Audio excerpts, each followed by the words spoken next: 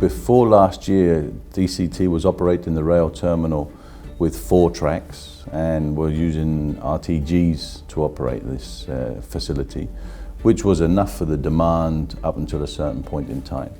And then we could see that the demand was going to grow, so we wanted to be prepared in advance. And of course, one of the things that is very interesting from the rail point of view is always to be able to operate longer trains if you can't go higher. So what we've been able to do in the last 12 months is to basically extend the length of the tracks so that all of the tracks are now 750 meters long, and we added 3 more. So we now have 7 tracks of 750 meters. Then that became too large for the RTGs, so we ordered 3 rail-mounted gantry cranes, or RMGs. We've managed to increase the capacity now to 750,000 TEU, more or less, for rail handling. And probably will close last year around about 450,000 or 480,000 TEU on the rail terminal.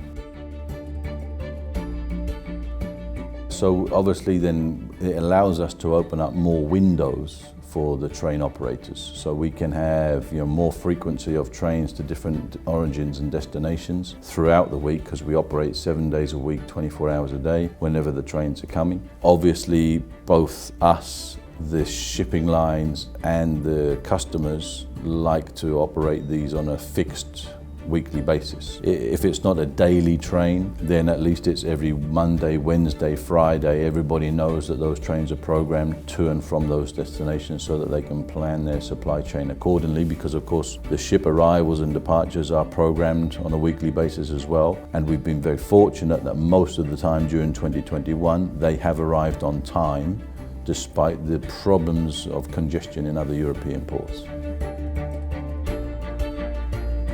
We are in the process of discussion with suppliers a 4th RMG for this rail terminal. That would then lift the capacity up probably to around about 900,000 TEU, which is obviously in line with the growth that we're anticipating with the development of Terminal 3. And then we might need to find another place to put a 2nd rail terminal as we continue to grow into the future, especially if this migration, let's say, from truck to train really starts to increase in the coming years, as we expect it will, as the pressure comes from legislative bodies, both from Poland and the European Union, and to some extent the International Maritime Organization, pushing ever more towards lower emissions for cargo transportation.